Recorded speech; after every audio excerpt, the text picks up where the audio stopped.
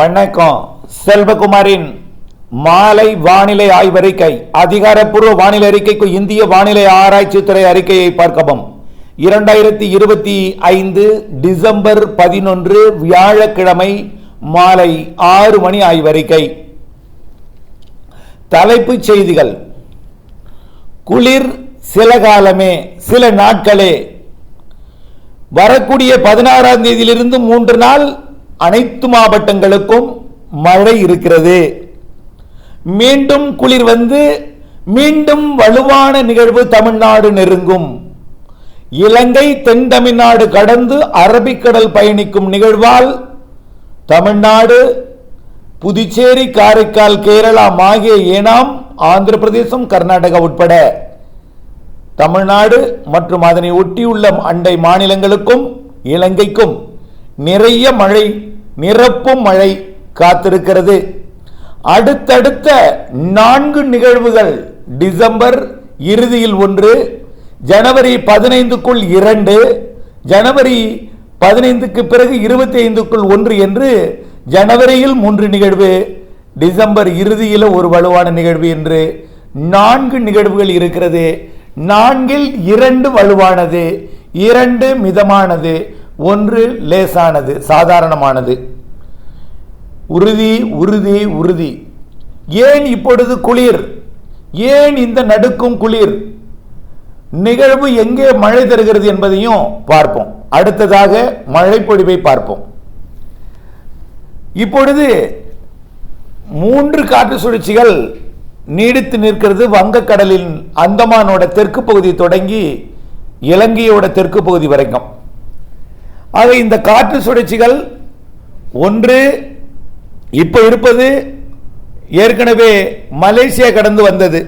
அது எங்கும் விலகாமல் இலங்கைக்கு தென்கிழக்கு புறமாக நீடித்துக் கொண்டு இலங்கைக்கு மழை பொழிவை கொடுத்து கொண்டு தமிழ்நாட்டிற்கு நாகப்பட்டினம் மாவட்டம் மற்றும் காரைக்கால், மயிலாடுதுறை மாவட்டத்தோட சில இடங்களில் மட்டும் மழை பொழிவை கொடுத்து கொண்டிருக்கு. நாகப்பட்டினம் மாவட்டத்திலும் பெரிதாக மழை இல்லை, ஆங்காங்கே லேசான மிதமான மழை பொழிவை கொடுக்கிறது.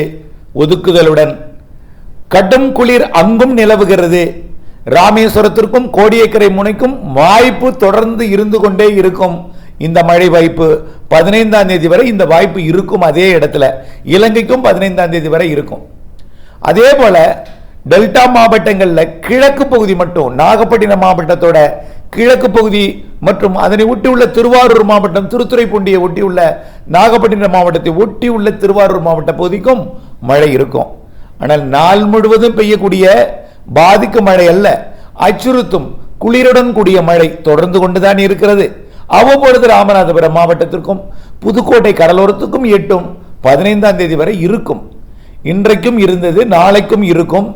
ஆக நாளை 12ஆம் தேதியும் இருக்கும். 13, 14, 15 கொஞ்சம் தீவிரம் குறைந்து இலங்கைக்கு மட்டும் கொடுத்து கொண்டிருக்கும். இந்த நிகழ்வு இங்கே மழைப்பொழிவை கொடுத்து கொண்டிருக்கும்.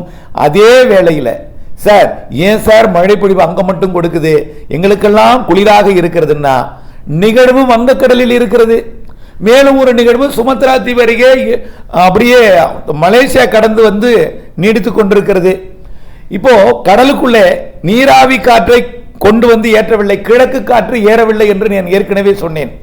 கிழக்கு காற்று அந்தமான் பகுதியில் இருக்கக்கூடிய நிகழ்வோட அப்படியே நின்று விடுகிறது. அதன் சுழற்சியில் இருக்கு. இன்னொரு சுழற்சி பார்த்தீங்கன்னா தாய்லாந்து வளைகுடாவில் இருக்கு. இன்னொரு சுழற்சி பார்த்தீங்கன்னா அது தென்சீன கடல்ல இருக்கு. கிழக்கு காற்றையெல்லாம் அது கிழக்கிலிருந்து வருவதை அப்படியே கட்டுப்படுத்தி வைத்துக் கொண்டிருக்கிறது. இப்படியே கட்டுப்படுத்தி வைத்துக் கொண்டு சுழன்று கொண்டு மேற்கு நோக்கி வரும். எல்லாமே வரிசையா வரும். இப்பொழுதைக்கு இடக்காலமா இந்த குளிர் கொடுப்பதற்கு காரணம் கிழக்கு காற்று ஏறவில்லை. நிலநடுக்கோட்டு இந்திய பெருங்கடல் காற்றையும் கொண்டு வந்து ஏற்றுவதற்கு சக்தி இல்லை. நிலநடுக்கோட்டுக்கு தெற்கே நிகழ்வு இருக்கிற காரணத்தினாலே அது தனியாக சுழன்று கொண்டிருக்கிறது. ஆக இந்த நிகழ்வு வட இந்திய குளிரலையை இமயமலை பகுதியில் இருந்து ஈர்த்து கொண்டு தமிழ்நாட்டின் வடகடலோரம், வட உள் மாவட்ட பகுதிகள் வழியாக, டெல்டா மாவட்டங்கள் மற்றும் மேற்கு மாவட்டங்கள் வழியாக, மேற்கு தொடர்ச்சி மலை வழியாக ஒட்டுமொத்த தமிழ்நாட்டின் ஊடாக தெற்கு நோக்கி பயணிக்க செய்து தெற்கு நோக்கி ஈர்த்து அப்படியே குமரி முனையை சுற்றி அது இலங்கையை சுற்றி கொண்டு நிகழ்வுக்குள் வருகிறது. இதனால இந்த குளிர் கிழக்கிலிருந்து வரக்கூடிய அவ்வப்பொழுது அதிகாலை நேரங்களில் வரக்கூடிய அந்த கடல் நீராவி, கொஞ்சம் நீராவி மட்டும் மழையாக மாறுகிறது. இப்படித்தான் இருக்கும். குளிர் இருக்கும். 16ஆம் தேதி 15ஆம் தேதி வரை இந்த குளிர் இருக்கும். ஆக இன்னும் ஒரு 3 நாளைக்கு, அதாவது 12, 13, 14, 15 4 நாட்களுக்கு இந்த குளிர் இருக்கும். இதே அளவுக்கு நடுக்கும் குளிர் இருக்கும். 16ஆம் தேதி என்ன ஆகும்னா, வட இந்திய குளிரலையை கட்டுப்படுத்தக்கூடிய 2 அமைப்பு, அதாவது நிலநடுக்கோட்டுக்கு தெற்கே இருக்கக்கூடிய ஈர்க்கக்கூடிய சிஸ்டம் கொஞ்சம் விலகி போயிடும். இமயமலைக்கு மேற்கத்திய இடையூறு வரப்போகிறது. மேற்கத்திய இடையூரோட ஆட்டத்தை பார்த்தீங்கன்னா, சவுதி அரேபியாவில் வெள்ளப்பெருக்கு ஏற்படுத்தியிருக்கு மேற்கத்திய இடையூறு, வெஸ்டர்ன் டிஸ்டர்பன்ஸ். ஈரான் ஈராக்கில் வரலாறு காணாத வெள்ளம், கடும் வெள்ளம். அவர்களெல்லாம் உடைமை இழந்து தவிக்கிறார்கள். ஈரான் ஈராக்கில், சவுதி அரேபியாவின் மெக்கா மதீனாவில் எல்லாம் வெள்ளப்பெருக்கு ஏற்பட்டிருக்கிறது. அந்த மேற்கத்திய இடையூறு வழக்கமாக எப்போதும் வந்து கொண்டே இருக்கும். அவ்வப்பொழுது அது குளிர்காற்று தடைபடும் பொழுது கடல் காற்று போய் ஏறி, குளிர்காற்றும் கடற்காற்றும் சவுதி அரேபியாவிலையும் ஈரான் ஈராக்கிலையும் கடற்காற்றையும் குளிர்காற்றையும் சந்திப்பை ஏற்படுத்தி கொண்டு மழைப்பிடிப்பு ஏற்படுத்தி கொண்டிருக்கிறது. ஏன் குளிர்காற்று வடதுருவ குளிர்காற்று செயலிழந்ததுன்னா, அங்கே பனிப்புயல் இருக்கிறது. அப்படியே அப்படியே அலாஸ்கா வரைக்குமே அது பயணித்துக் கொண்டிருக்கு. ஆகவே குளிர் தடைபட்டால் மழை வரும், குளிர் ஈர்த்தால் குளிர் வரும், உயரழுத்தம் வந்தால் கடும் குளிர் இருக்கும். தெளிவான வானமும் இரவு நேர குளிரும் இது அங்கே எப்பொழுதும் இருக்கும். ஆனால் நமக்கு கடலிலே நிகழ்வு இருக்க, குளிர்காற்றை ஈர்க்க, கிழக்கு காற்று லேசாக நுழைய, மழையாக நீராவி நீராக மாறாமல் அது மேகமாக மட்டுமே இருந்து கொண்டு குளிரை கொடுத்து கொண்டே இருக்கிறது. 16ஆம் தேதி அது எல்லாம் குளிர் தடைபடும் பொழுது கிழக்கு காற்றும் நேரடியாக உள்ளே ஏறும். உள்ளே ஏறி கிருஷ்ணகிரி தர்மபுரி வரைக்கும், ஏன் அதையும் தாண்டி அது நீலகிரி மற்றும் ஈரோடு, சென்னை, திருவள்ளூர், காஞ்சிபுரம், செங்கல்பட்டுக்கும் அங்கெல்லாம் கொஞ்சம் மிதமான லேசான மழை இருக்கும். எங்கெல்லாம் ஆந்திர எல்லையோரத்திற்கு 16, 17, 18 சென்னை, திருவள்ளூர், ராணிப்பேட்டை, வேலூர், திருப்பத்தூர், கிருஷ்ணகிரி, தர்மபுரி, ஈரோடு, நீலகிரி, அதாவது கர்நாடகா ஆந்திர எல்லையோர மாவட்டங்கள் மற்றும் வடகடலோர மாவட்டங்களுக்கு மிதமான லேசான மழை இருக்கும். தெற்கே வர வர மிதமான லேசான மழை என்பது சற்று கனமழையாக அங்கங்கே இருக்கும். அப்போ இதுக்கு தெற்க உள்ள மாவட்டம் எல்லாத்துக்கும் மழை உண்டு என்பதை நீங்கள் புரிந்து கொள்ள வேண்டும். உச்சபட்ச குறைவான மழை பொழிவு கொடுக்கும் இடம் ஆந்திர கர்நாடக எல்லையோர மாவட்டங்கள். அதிலிருந்து தெற்கே வர வர சேலம், நாமக்கல், திருவண்ணாமலை, கள்ளக்குறிச்சி, விழுப்புரம், செங்கல்பட்டு, சென்னை, திருவள்ளூர், அப்புறம் தெற்கே வர வர கடலூர், அரியலூர், பெரம்பலூர், டெல்டா மாவட்டங்களின் இதுவரைக்கும் வேதாரண்யத்துக்கு மட்டும் கொடுத்துக்கூடிய மழை சற்று உள்ளே வந்துடும். 16, 17, 18 அதையும் தாண்டி திருச்சி, கரூர், நாமக்கலுக்கும், புதுக்கோட்டை மற்றும் சிவகங்கை, ராமநாதபுரம், அதையும் தாண்டி திண்டுக்கல், திருப்பூர், கோயம்புத்தூருக்கும், ஈரோடுக்கும், நீலகிரிக்கும், அப்படியே தெற்கே தூத்துக்குடி, திருநெல்வேலி, கன்னியாகுமரி, தென்காசி, விருதுநகர் மற்றும் தேனி, மதுரை எல்லா மாவட்டங்களுக்கும் மழைப்பொழிவை, திண்டுக்கலுக்கும் மழைப்பொழிவை வரக்கூடிய 16, 17, 18 கொடுக்க இருக்கிறது. ஆனால் இந்த 3 நாளும் கிடைக்காத ஒரு இடத்துல உறுதியாக 2 நாள் கிடைக்கும். 16, 17, 18 2 நாள் கிடைக்கும். 16, 17 இருக்கலாம் உங்க இடம் அப்படின்னு எதிர்பார்க்கப்படுகிறது. சரி, அதுக்கப்புறம் மேற்கத்திய இடையூறு அடுத்தது விலகும். தெற்கே ஒரு நிகழ்வு வந்து குளிரை ஈர்க்கும். ஈர்ப்பதன் ஏன் இருக்குதுன்னா, இலங்கைக்கிட்ட இருக்கிற நிகழ்வு எல்லாம் விலகி போய் சுமத்ரா திபெரகை ஒன்றிணைந்து காற்றழுத்த தாழ்வு பகுதியாகவும் தீவிர காற்றழுத்த தாழ்வு பகுதியாகவும் மண்டலமாகவும் ஆழ்ந்த மண்டலமாகவும் உருவாகி புயலாக கூட உருவாகலாம். இது நாம் இப்ப சொல்லலைங்க, நீண்ட கால அறிக்கையில சொல்லிக் கொண்டே இருக்கிறோம். நீங்க எதை வேணாலும் சொல்லிட்டே இருங்க. அதாவது பனி வந்துருச்சு, மழை பெய்யாது, நீங்க ஏன் சார் மழையே வருதுன்னு சொல்லிக்கிட்டே இருக்கீங்க, சொல்லிட்டே இருங்க. நான் அதுக்கு தான் எந்த ஊடகத்துக்கும் பேட்டி அளிக்க போகல. உங்களுடைய பொறுமை இல்லாததன் காரணமா கடுமையா விமர்சனம் செய்வீர்கள் என்பதற்காக. நல்லது செய்ய போய் நம்ம மனவேதனைப்பட வேண்டியதில்லை என்பதன் காரணமாகத்தான் நான் எந்த ஊடகத்திற்கும் போகவில்லை.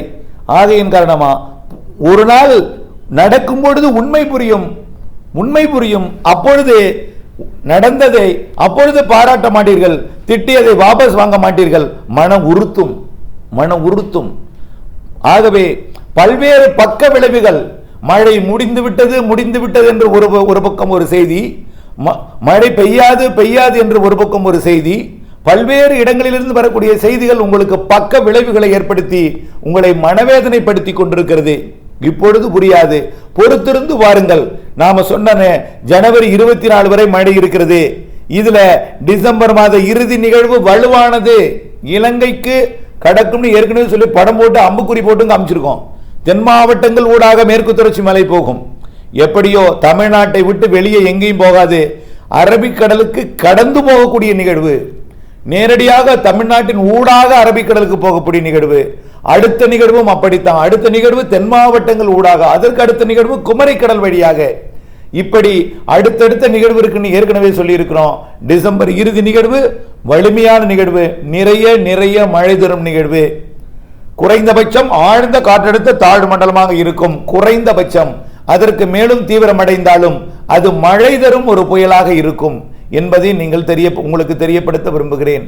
ஆழ்ந்த காற்றழுத்த தாழ்வு மண்டலம் வரைக்கும் உறுதி, அதற்கு மேலும் தீவிரமடைந்தால் அது மழை தரும் நிகழ்வாக, எல்லாமே மழை தரும் நிகழ்வாக தான் நம்ம சொல்லிட்டு இருக்கோம். எதையுமே நம்ம காற்று பாதிப்பை ஏற்படுத்தாமல் மழை தரும் நிகழ்வாக இருக்கும். ஆக மழையை எதிர்நோக்கி கொண்டிருப்பவர்கள் மழை பொழியும் என்ற நம்பிக்கையுடன் இருக்க வேண்டும். அதன் நாட்கள் நகரவில்லை, அவ்வளவுதான். நாட்கள் நகரணும். இப்பதான் 11ஆம் தேதி ஆகுது. 11ஆம் தேதி மழை எதிர்பார்க்கிறதுக்கு இன்னும் 4 நாள் ஆகும். அப்புறம் அந்த 3 நாள் மழை போன பிறகு அப்புறம் கிறிஸ்துமஸுக்கு உள்ள இடையில 2 மழை இருக்கு, அது கடலோரம் தான் இருக்கும்.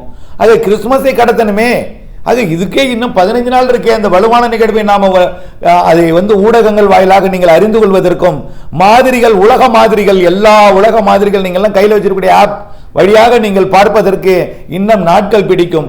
நடக்கும், அப்பொழுது உண்மை புரியும். இது உறுதி உறுதி உறுதி. ஏரி குளங்களை நிரப்பும் மழை இருக்கிறது உறுதியாக நம்பிக்கையுடன் இருக்கலாம். நிச்சயமாக இந்த மாத இறுதியும் ஜனவரி மாதத்தில் 3 இருக்கிறது என்பதையும் தெரியப்படுத்த விரும்புகிறேன். அந்த நிகழ்வு வரும் வழியில மலேசியா சிங்கப்பூருக்கும் நிறைய மழைப்பொழிவை கொடுக்கும், சுமத்ரா தீவிற்கு நிறைய மழைப்பொழிவை கொடுக்கும். பாருங்க, ஒவ்வொன்றா பாதிப்பை ஏற்படுத்திட்டே வரும். சிங்கப்பூருக்கு எவ்வளவு பெய்தாலும் வடிந்துடும், ஆனால் மலேசியாவிற்கு நிறைய மழைப்பொழிவை கொடுக்கும், சுமத்ரா தீவிற்கும் நிறைய மழைப்பொழிவை கொடுக்க போகுது. அதே போல மேற்கத்திய இடையூறு எனப்படக்கூடிய வெஸ்டர்ன் டிஸ்டர்பன்ஸ் இமயமலைக்கு வரும் பொழுது வரும் வழியில சவுதி அரேபியாவிற்கு மீண்டும் ஒரு வெள்ளப்பெருக்கு ஏற்படுத்த போகிறது. சவுதி அரேபியாவிற்கு எச்சரிக்கை மிகவும் தேவை. ஒரு பக்கத்தில் மட்டும்தான் வெள்ளப்பெருக்கு ஏற்படுத்தியது, ஆனால் வரக்கூடிய இந்த மாதம் 15ஆம் தேதியிலிருந்து 22ஆம் தேதிக்குள்ளர சவுதி அரேபியாவின் ஒட்டுமொத்த பகுதிக்கு பாதிக்கும் மழை பொழிவு தெரிகிறது. அதே போலதான் குவைத் சிட்டி மற்றும் ஈரான், ஈராக் பகுதிகள் மற்றும் UAE, கத்தார் உள்ளிட்ட பகுதிகளுக்கும் அந்த மழை பொழிவு தெரிகிறது. அது அப்படியே பாகிஸ்தான், ஆப்கானிஸ்தானுக்கும் வெள்ளப்பெருக்கு ஏற்படுத்த போகிறது. பொறுத்திருந்து பாருங்கள். இலங்கைக்கு இப்படித்தான் எச்சரிக்கை கொடுத்தோம், கத்தினோம், கடுமையான எச்சரிக்கை கொடுத்தோம். ஆனால் செல்வகுமார் எங்க இருக்காருன்னு விட யாருக்குமே தெரியாது. அவர்களுக்கு காதுக்கு போயிருக்கும், ஆனால் யாருக்கும் மனம் வராது. நீங்கள் சொல்லி நடந்ததாக சொல்வதற்கு மனம் வராது. எவ்வளவு எச்சரிக்கை கொடுத்தோம். அதே போலதான் இப்பவும் பொறுத்திருந்து பாருங்கள்.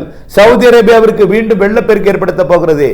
அதே போல குவைத் சிட்டி, கத்தார் மற்றும் ஈரான், ஈராக் பகுதிகள், மேலும் UAE-க்கு கூட வெள்ளப்பெருக்கு ஏற்படுத்தலாம், கொஞ்சம் பாதிக்கும் மழைப்பொழிவு ஏற்படுத்தலாம். கண்டிப்பாக ஈரான், ஈராக், சவுதி அரேபியா மற்றும் ஆப்கானிஸ்தான், பாகிஸ்தான், இமயமலையில் அடுத்தது பாருங்க, இமயமலை உள்ளிட்ட தென் மாநிலங்களுக்கும் சரி, வட மாநிலங்கள் நல்லா புரிஞ்சுங்க. மேற்கத்திய இடையூறு இமயமலையில் இருந்து கொண்டு பனிச்சரிவை ஏற்படுத்த போகிறது. மழை ஒழியும் போது என்ன ஆகும்னா பனி உருக செய்யும். மேற்கத்திய இடையூறு என்பது ஒரு தாழ்வு பகுதி. வரக்கூடிய இந்த டிசம்பர் இறுதிக்குள்ளர இமயமலையில் மேற்கத்திய இடையூறு பணியை சரிய செய்ய போகிறது. ராணுவ வீரர்களுக்கு இது இப்பயே எச்சரிக்கை கொடுக்கிறேன். ராணுவ வீரர்களுக்கு அங்கு இருந்த பனி பிரதேசத்தில் இருந்தால் பனிச்சரிவு ஏற்படுத்த போகிறது. அது மழையை பனியை உருக்கை செய்து மழையாக மாற்றப் போகிறது. இவையெல்லாம் இமயமலையில் நடத்த போகிறது. அதனை ஒட்டியுள்ள இமயமலை ஒட்டியுள்ள மாநிலங்களுக்கும் நிறைய மழைப்பொழிவை தரப்போகிறது. அப்படியே பாகிஸ்தான் எல்லையோர மாநிலம் தொடங்கி அருணாச்சல பிரதேசம் வரைக்கும் இமயமலை ஒட்டிய மாநிலங்களுக்கும் நிறைய மழைப்பொழிவு வங்கக்கடலிலே உருவாக போகிற அதே நேரத்தில் தான் அதுவும் அமைய போகிறது. அது வடகிழக்கு மாநிலங்களோட இணைப்பை ஏற்படுத்தி கொண்டு வடகிழக்கு மாநிலங்கள் ஒடிசா, ஆந்திர பிரதேசம் மற்றும் தமிழ்நாடு, கேரளா மற்றும் புதுச்சேரி, காரைக்கால், இலங்கை என்று பெரும்பாலான மாநிலங்களிலேயும் பெரும்பாலான பகுதிகளிலேயும் வரக்கூடிய இந்த டிசம்பர் இறுதி நாட்கள் என்பது அச்சுறுத்தல் கொடுக்கக்கூடிய நாட்களாக நிறைய இடங்களில் வெளிநாடுகளில், அதாவது சவுதி அரேபியா, ஈரான், ஈராக் மற்றும் பாகிஸ்தான், ஆப்கானிஸ்தான், இமயமலை ஒட்டிய பகுதி, திபெத், சீன பகுதி மற்றும் வட இந்திய இமயமலை ஒட்டிய வட இந்திய மாநிலங்கள், வடகிழக்கு மாநிலங்கள், வங்கக்கடலில் வரக்கூடிய டிசம்பர் இறுதி நிகழ்வால அரபிக்கடலோர மாநிலங்கள், தமிழ்நாடெல்லாம் நிறைய மழை மழை மழை என்ற தகவல் உங்களுக்கு வரும். இலங்கைக்கும் அப்படிப்பட்ட ஒரு மழை இருக்கு. இலங்கையை பொறுத்த வரைக்கும் நீங்கள் மழை சிறிதான மழை தானே பொழிகிறது, மழை பெரிய பாதிப்பை ஏற்படுத்தாது என்று நீங்கள் நினைக்கலாம். வெடிப்பு ஏற்பட்டிருக்கிறது. வெடிப்புக்குள் தண்ணீர் போனால் அது கரையும், அப்படியே சரிய செய்யும். அதுல முதல்ல முக்கியமான கவனம் தேவை. வரக்கூடிய மழைப்பொழிவு 16, 17, 18 மழைப்பொழிவு சற்று கூடுதலானது என்பதையும், அடுத்தடுத்த நிகழ்வுகள் இருக்கிறது என்பதையும், கண்டிப்பாக இலங்கை வழியாகத்தான் தமிழ்நாடு வரும் என்பதையும், தொடர்ந்து பிப்ரவரி 15ஆம் தேதி வரை இலங்கைக்கு முன்னெச்சரிக்கை இருக்கட்டும். முன்னெச்சரிக்கையுடன் தொடர்ந்து உற்று நோக்கிக் கொண்டே வானிலை அறிக்கையோடு இணைந்திருக்க அன்போடு கேட்டுக்கொள்கிறேன். நன்றி.